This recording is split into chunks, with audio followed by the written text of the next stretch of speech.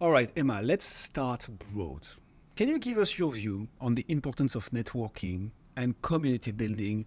And please, for treasurers, obviously. Of course, thank you, Guillaume, and thank you again for having me on your podcast and on your YouTube channel. I'm really looking forward to our discussion today. So thank you, and I love this question. What a question to start with, and it's one that we ask ourselves a lot, always, but certainly in recent years, kind of post COVID, to ensure that we're delivering, what is fit for the post-pandemic world. When we're talking about networking and community building, we are at EuroFinance and CPI, we are all about convening and connecting people and sharing expert information. However, I would like to answer this question by extending it to the importance of networking and community building in person. It could be instinctual to rely on, connecting online and meeting virtually in the digital age that we work in, but we believe that the real value lies in face-to-face interactions, and that's for a variety of reasons. So, we can, as humans, as people, we can truly listen without distractions when we're face to face. You tend to be more in depth in your discussion. You can pick up on body language and build rapport faster, which can hopefully develop into a deeper relationship when we think about, building networks and communities. And I think there can be more candor in person. So the discussions that people are having, specifically at professional events, as part of a network, can really help advise and influence your job, given the depth of knowledge sharing between each other. So whether it's at in-person events or training, you can also do that multiple times in one day. And if we were to do that online, it wouldn't take too long for our attention and energy to wane, as we kind of all saw over the pandemic. And we've also, given the appetite to return to in-person events or networking opportunities, we've seen that for our business, we've seen the in-person attendance increase about 20% year on year. And as part of that, you can really feel the energy and buzz in the room. It's absolutely electric. So people are really engaged and they're coming back to events ready to participate, both in terms of questions to speakers on stage and also during networking breaks with partners and peers. And as I'm sure we'll get to shortly, that's really important for treasurers, because it brings that valuable connection between themselves, their peers and partners alike. And we want to encourage this. So as important as our content is on stage, we're actually looking to increase our networking breaks and social opportunities to support this value. Emma, so many golden nuggets in that. So lots to unpack. First of all, I couldn't agree more with the kind of webinar fatigue that we've been seeing. So in the treasury space, but also in other industries, as we have the opportunity to see with our other podcast activities. I'm also curious to get your view on something that is very much linked to the in-person aspect of things, but that is not directly related to, knowledge sharing and peer networking and so on. But if I make the parallel to my former corporate job, where being in person, remote work versus at the office, right? Where you could just turn right or left and ask your question to a peer, or then just go to the coffee machine to have some informal moments, and not even talking about the drinks in the evenings. How do you see that aspect of networking, community, in-person events impacting maybe the fact that treasurers are maybe showing up much more to these in-person events versus the online ones? Yes, that's okay. That's a great question. I mean, look, it comes back to the human condition, or what we're all motivated by, and I think we saw that post pandemic. I mean, this is why I got into the events industry, the professional events industry, 20 years ago, because it was facilitating face-to-face events, facilitating human connection is really what makes us all tick, okay, and whether it is professionally or personally. And Treasury, and again, another reason why I love being part of this community and running a business that services that community with products is that it's very niche, and that depth of knowledge sharing between treasurers is very important. And there's already a community there, but it's relatively niche, even on a global scale. There's lots of connections, people know each other. We see people connecting at our events, or as part of our advisory boards or research programs, and they're still sharing and learning from each other. And that isn't on an ad hoc basis, and there's a lot of energy to that, and it's fantastic to see. You're not going to be able to replicate that in a scheduled meeting online, or or maybe a more formal setting. Our events have the opportunity to, yes, kind of sit in front of a main stage or within a stream and hear from the experts in a very formal way. But those networking opportunities, whether it's over a coffee break or over lunch or as part of the entertainment elements of our events, especially international, they just get to connect in a much deeper way, and that creates a support system that I think is so important for treasurers.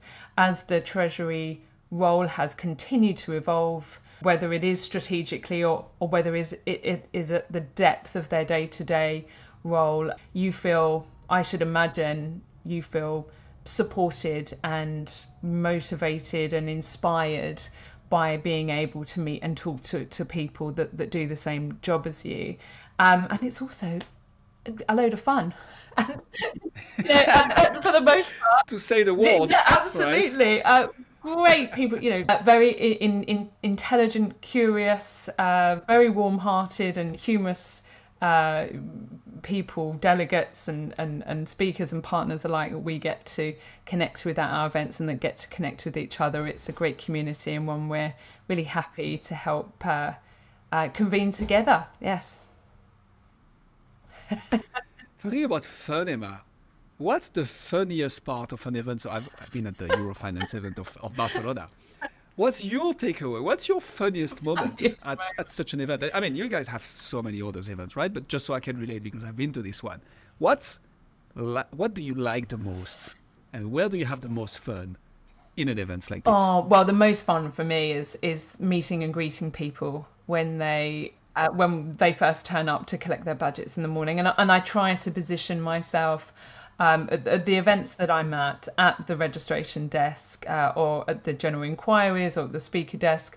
They're both to support the team, but also to be one of the first people that they see when they come through the door. Again, whether it's our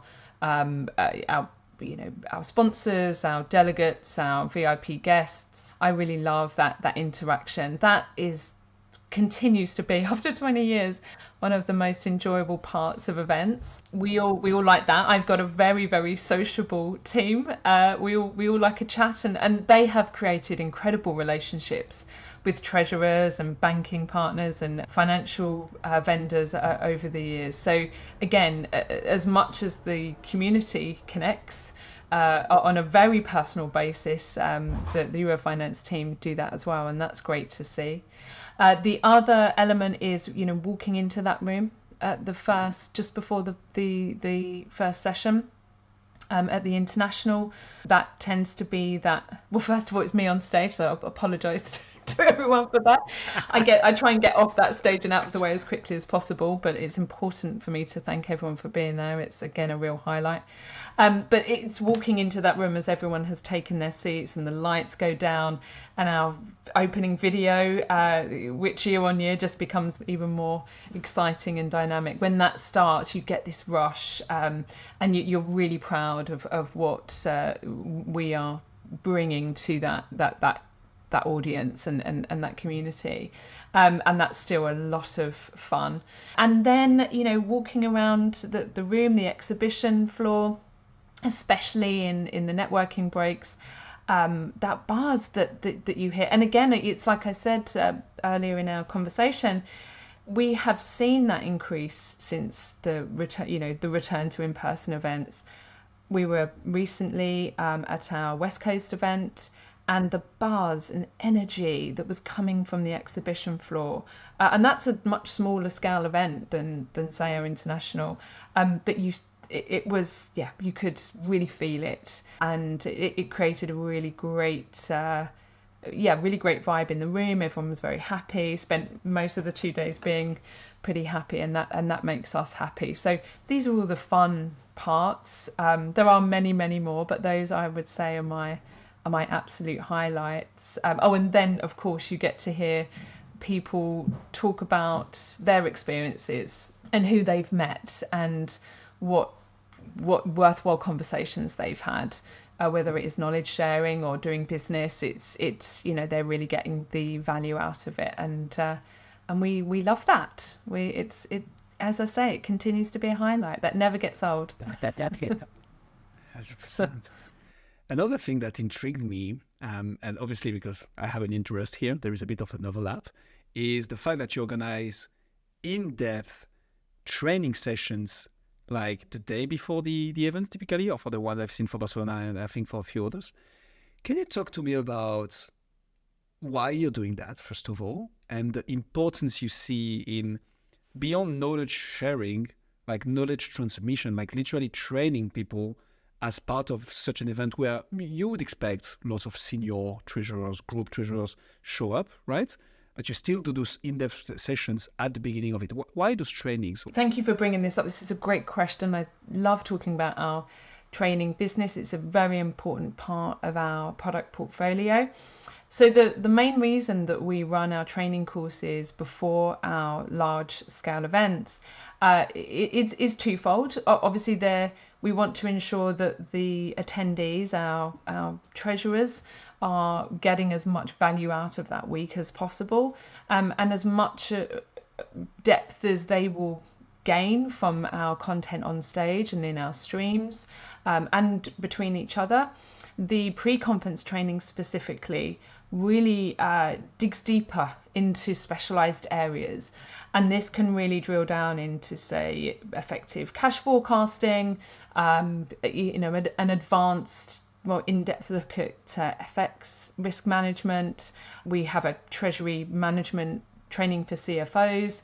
These are topics that we can really drill down into in depth in that space of time that allows them to attend the training pre-conference and then attend the event as well. And that's particularly true of the international, given that that captive audience. So you do that day or day and a half of training, and then you come to the event, and that's a really holistic, very comprehensive kind of way to gain as much information as you need in the space of a week about some of the challenges you may be facing in your role, across many different threads of Treasury. So we're it's a very, very important part of the week and an important part of our product portfolio. Makes a lot of sense. So has that always been the case? And by this, I mean, what has been the kind of evolution of international treasury events over the past decades, right? You're doing this for a little bit about 20 years, I think you said, Emma. How have you seen... Even longer than that. Not the treasury. Oh, really? Yes. I've been doing it for 20 years. I've been in events for 20 years, but EuroFinance was actually incorporated back in 1992. It's incredible, absolutely incredible. I can't take the credit for a lot of that. I've been in this role for not just under 2 years. But no, the story of EuroFinance was best captured in our opening video in Barcelona. And I don't know if you had the opportunity to see it. This is the sting that we used to kickstart the event on the main stage. And we did this retrospective look back at some of the world's most significant events since the start of EuroFinance back in 1992. And it was truly staggering. Everything from the formation of the EU, followed by a few years later of the introduction of the euro, Y2K, 9/11, the first tweet, the financial crisis, right through to the Paris Agreement, the US-China trade war, Brexit. I'm trying to pull kind of, all the All events the out events, there. what happened over the Yeah. last. Oh my goodness. So all of those things that happened, obviously COVID-19 and obviously the highest rate of high rate of inflation that we're kind of still living through. All of that has happened since the inception of EuroFinance, and it's quite staggering that when it was first started, the original founders saw the need for a space specifically for Treasury professionals to gather and connect annually. This was, I think, purely in events. Given the changing role of the Corporate Treasury even back then, which has since continued to evolve. And so, International Treasury Management Conference was born. And then in 2006, the company was acquired by the Economist Group and has benefited from that broader marketing machine and institutional support, while remaining largely an independent brand and remaining being able to maintain its focus to the Treasury community. We now proudly sit under Economist Impact as part of the Economist Group, but the EuroFinance brand and its ethos still remains. And since then, we've added training, as we've discussed, awards, online events, and very proud at how we pivoted to online when needed during COVID, and news and reports. So all of those things have been added to the portfolio, and we continue to kind of look at how best to deploy our position within the industry, our insight, our convening power for both treasurers and our banking and financial vendors alike. Right. I love that. It's an incredible history, and that video kind of said it all. It took your breath away a bit, even. Talk to me about why should treasurers come to such events? And by that, I mean, actually, let me be a bit the devil's advocate here. As maybe part of the younger generation of corporate treasurers, I might think, actually, we started this podcast because I couldn't find resources online for really neophytes and people beginning in the space. I mean, in the sense of user-friendly pieces of content, right? YouTube channel or a podcast, so to say. And I might be thinking as a new entrant, like, I can probably just learn through webinars and find some documentations over there and just find some videos, listen to Corporate Treasury 101, of course. What unique opportunities do these events provide that professionals might not find elsewhere or via other channels?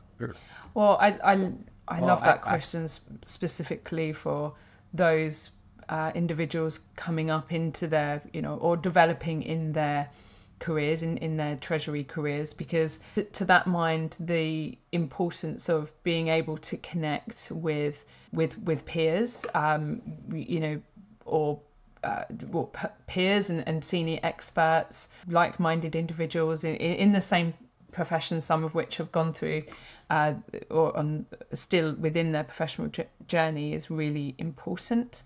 They will be able to hear that kind of broader macroeconomic or geopolitical framing, as our events kind of kick off, and then really drill down into topics and subjects that are relevant to their roles, that would impact their businesses.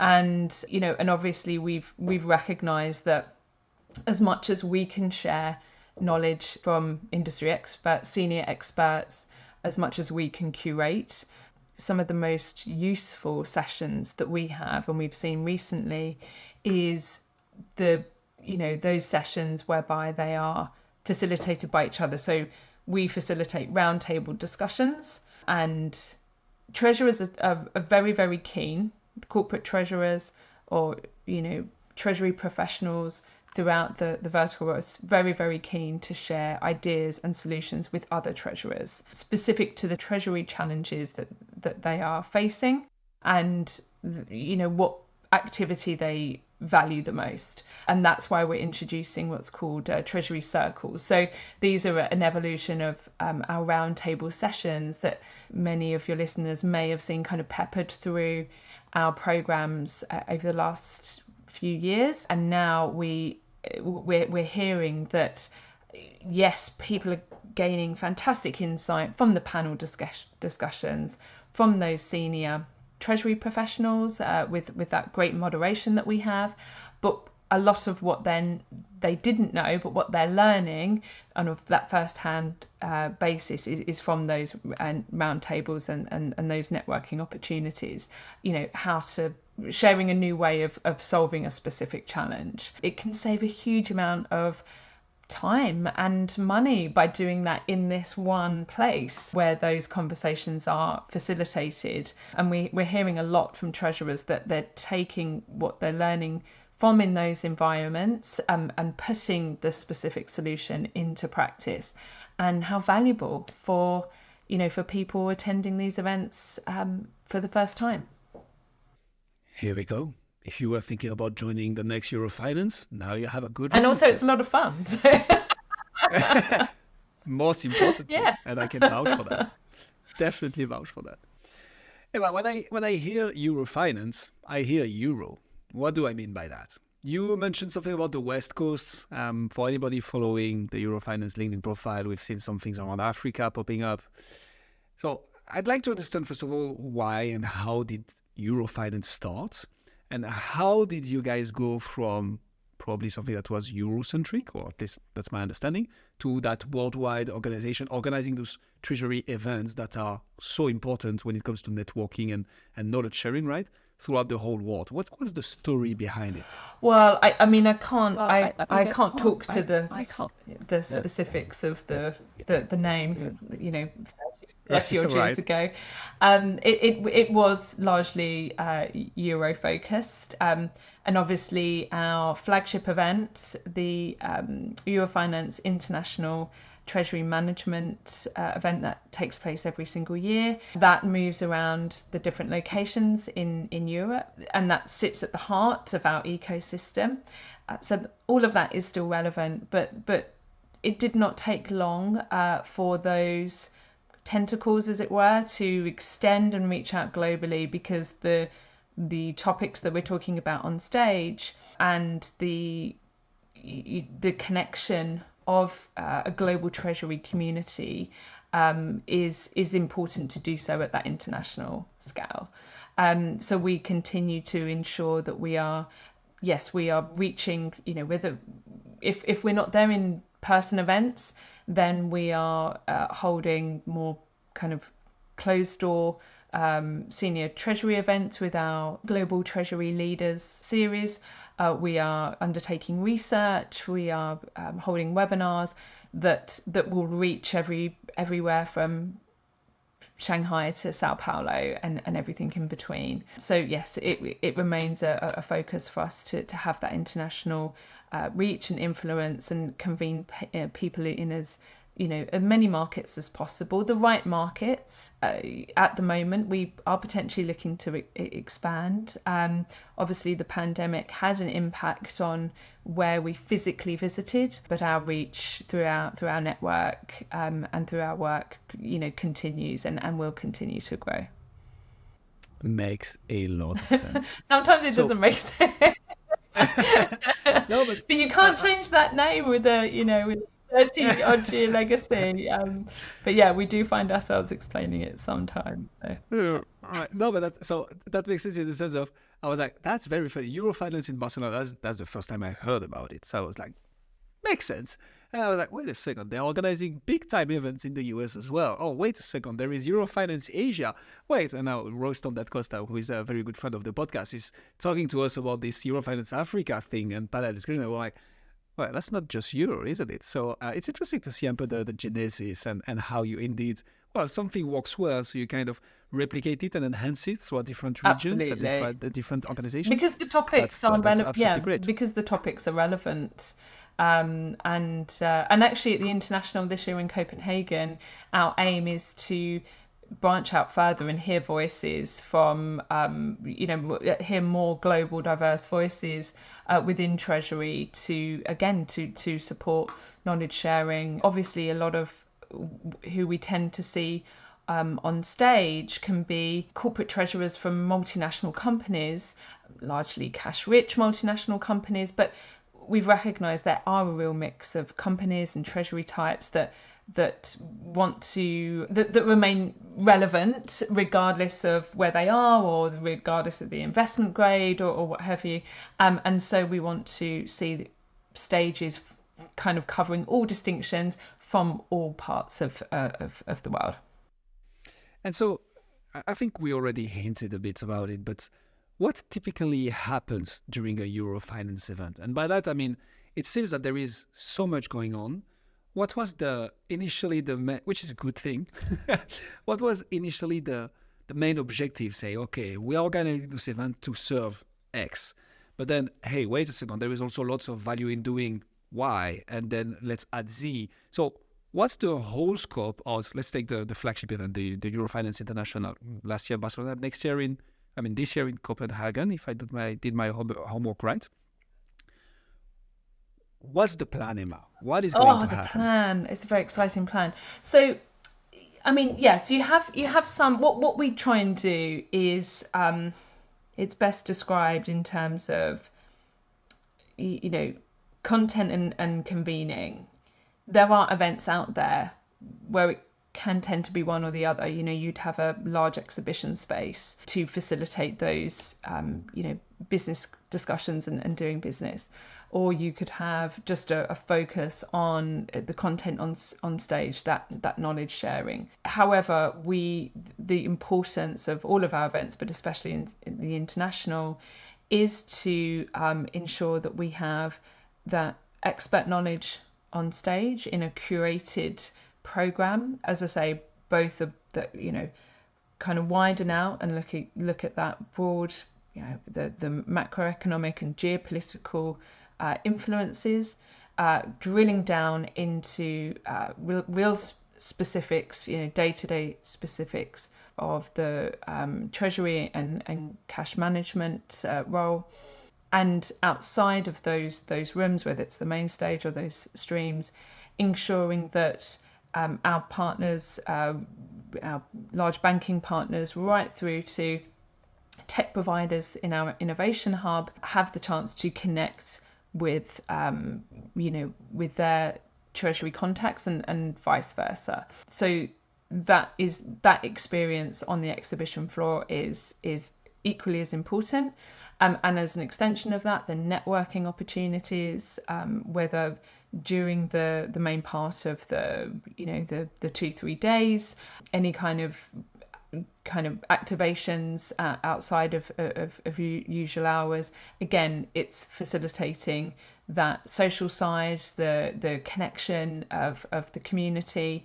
Those three things, those three pillars are very, very important. And it ensures that there is a clear value proposition for every attendee, everyone who steps into that space. They know that within that week, they can see a huge, get a huge amount of information, meet with a vast kind of array of people that are going to help them do their job better, to develop their role and the systems that they're using, etc. And we hear that that's exactly what it's doing, both from treasurers in terms of who they've connected with, how many meetings they've been able to have, and of course with our partners. And I think anecdotally, one sponsor said last year in Barcelona they managed to have 200 meetings, which was incredibly valuable for them, all in that one week. EuroFinance is, as I say, 2-3 days, not including the training days, and something like our events in Miami or on the West Coast, it's 2 days, again, of that value proposition, making the most of that time with the community in just a kind of more condensed period of time.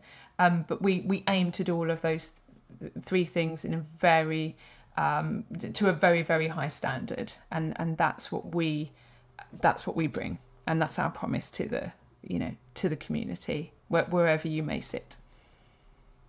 Yeah, and that's something that I was actually, I don't know if flabbergasted is the term here, but like intrigued as well, because I was like, okay, you're a group treasurer. Well, you don't necessarily have to wait until a specific time of the year to call your bank and say, hey, I want a meeting.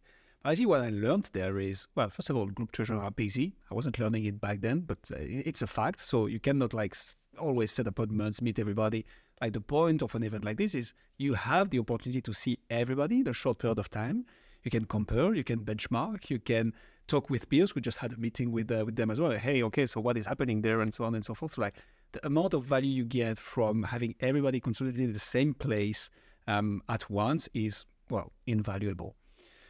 So what's the role of, I'm interested a bit about the business model, not of EuroFinance per se, but like events in general. What's the role of banks, system vendors, system providers? You mentioned the sponsor earlier. How does all gets pieced together when it comes to a treasury event like this? Yeah, there's such a key part of what we do, right from our discovery phase as we're, developing and, devising, curating the content that you see on stage, and how we structure the events overall. That perspective from, the banking partner, the service, the system provider, it is very, very key. We want to make sure that there's value for them in terms of what they want to share and who they want to connect with. So we have already mentioned about the efficiency of meeting lots of clients in a short space of time, but they're actually able to do business at the events. It's not just a meeting. This is all about, renewing services or loan agreements, or these are actual tangible conversations.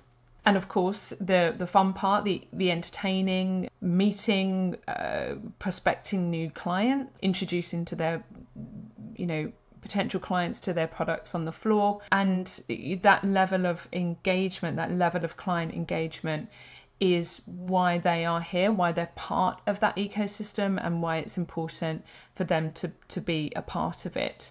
And we hear from treasurers that is also valuable, because it is that efficiency of the event, giving them the opportunity to meet with their partners under one roof. These are very, very busy people with not much time or budget to go and meet meet clients, in other ways. So yeah, it's that efficiency, I think, plays a real part. How are the topics typically decided upon and defined for EuroFinance conferences? Like, how do you say, okay, we're going to talk about this, and how do you make sure you stay relevant? How do you make sure you don't enter into the clickbait neither? How does the machinery work when it comes to say, okay, that's what treasurers need or want to hear about? How does that all work? Yeah, well, that's a great question. This is almost an art form, when an event business is run correctly. A big part of it is how you kind of research and curate and develop your programs. So the business is very lucky. I have a dedicated, diligent, and very curious production team that regularly asks, what is important to you? What are your most pressing priorities? And what trends do you want to learn more about? And that is a continual cycle. So they hold really important relationships with some of the most senior and exciting treasurers and financial partners, who dedicate their time not just once a year, but kind of multiple touch points throughout the year to help us research and develop the products, and find those like commonalities to, in terms of the responses to those questions. So what we're putting on stage, or the discussions we're helping to facilitate, really are the most pressing issues of the time. And some continue for years, and others kind of, other trends come in and out.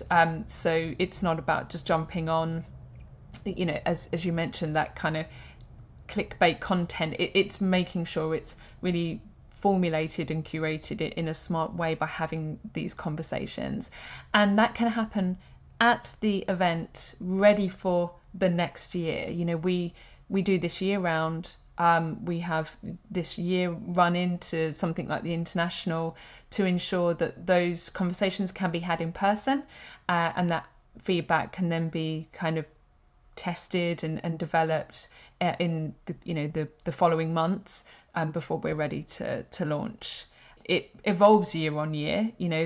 What we do, those discussions we have also feed into new opportunities that we consider. So we know when we launch a new product, it's because this is something important to that community, to the market, and then we have the confidence to bring that to the market accordingly. As long as we give ourselves the right lead time and we're also asking the right questions, we're confident that it is of value to the market. What does it take for Emma West to say at the end of an event, guys, we nailed it? What's the success criteria of a good treasury event? Like, how do you judge on that? Because there is so much happening. Like, how and when can you say this event delivered on its expectations or even exceeded them? Yeah, that's a good question. That's a great question. There's quite a list of criteria actually. All right, let's go for it. I mean, I say to the team after events that first and foremost, our events, and I'll let you into a trade secret. So no one on the other side of the event experience, whether you're a sponsor or a delegate or a speaker, you're not meant to know what goes behind the scenes.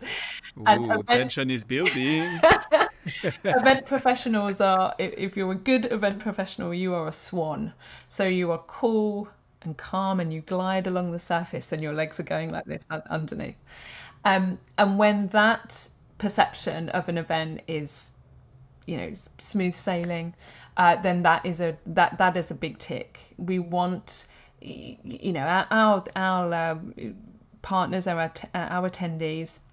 I'm sure they know, and a lot of them know my team very, very well, having built relationships with them over many years now. They know how much work goes into it. I also have a very mighty but pretty lean team, so everyone works incredibly diligently. They're very, very hardworking, and that you could think, well, you would sense that, as a individual attending an event, but it doesn't. Everything runs incredibly smoothly. There's a lot of calm, there's a lot of planning, there's a lot of prep. It doesn't come easily, but these event professionals, they know what they're doing. They're very diligent in every element of what they're building, whether it's the event management, whether it's what you see on stage, whether it's the relationship with our partners, or whether it is the marketing campaign in the relationship with our delegates, from a customer services perspective, and the way it looks on stage from a design element. There's many man hours have gone into that. They know exactly how that all comes together and what they need to do to work collaboratively to deliver it. So if that has gone smoothly and we've done our jobs properly, what people are focused on is the conversations they've had, what they've learnt, and that they've had a bit of a I can't miss this experience, so that they're going to come back to the next event in the next year, or actually attend another event, or engage with a webinar or our Treasury report that we're about to launch. They want, that they can see the value. They want more, and that's really, really important. So that's a lot of boxes to tick, but the team managed to do that, and the business does tick those boxes continually. So, and we're excited to do that again with our regional events, and of course with Copenhagen as well. But if you're lucky enough to attend again, Guillaume, I'll be asking you if you can spot it, and if you can feel that things are running smoothly, and you can talk about some of the experiences that you've had, and then that will be a big box ticked. I'd be more than happy, Emma, to share my testimonial on that. I want to stay behind the stage a little bit. What's the most unexpected thing that happened under your leadership at one of those events? And how did you walk around that? Like, are there stuff that happened, I don't know, gas, maybe not gas, water leaking, or a big speaker not showing up? Or like, what are the things that, as you said, we cannot see or we don't see as a delegate or even a sponsor, but that happens that you need to deal with during those events? And how do you deal with those kind of like emergency hat situation? Very calmly. Calmly and collectively. The That's the SWOT. main thing. That's the main priority.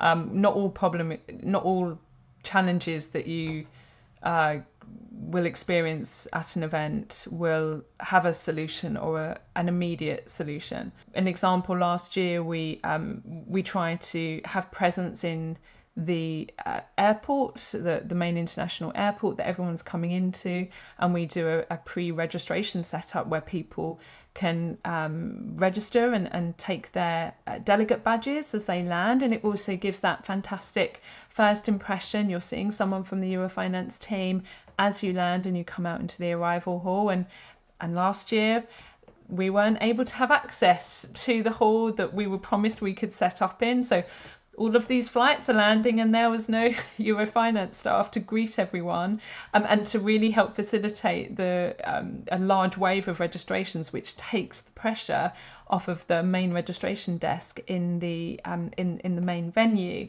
And that took a bit of scrabbling and some, like chess pieces, some movement around the board to ensure that staff could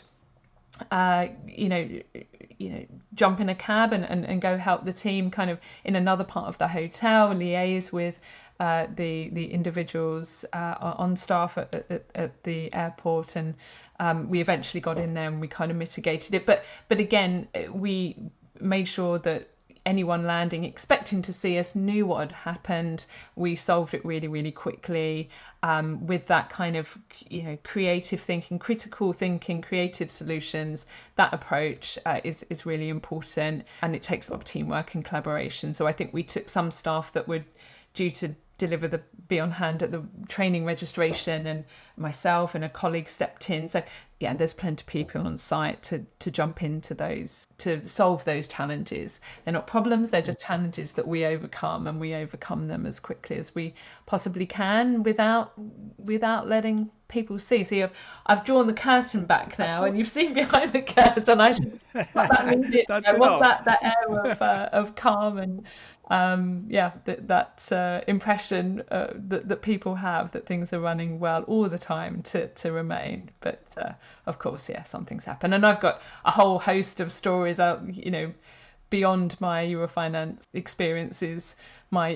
EuroFinance history that I can talk to, but that's probably for another time. It sounds much more stressful than running a podcast. I can tell you that. Well, there was a report. Was it post-pandemic or pre-pandemic? There was I don't know who to cite. I'd have to find it and forward it to you. But there was a poll undertaken in the US, I think, a few years ago, and an event manager was listed as the second most stressful job after a firefighter. That's probably my last question then. Why are you doing this, Emma? What's the motivation, and where do you want to take EuroFinance obviously, but also the treasury space with that? What's the why behind it of Emma West? Oh, wow, what a question to end on. Might be a long answer.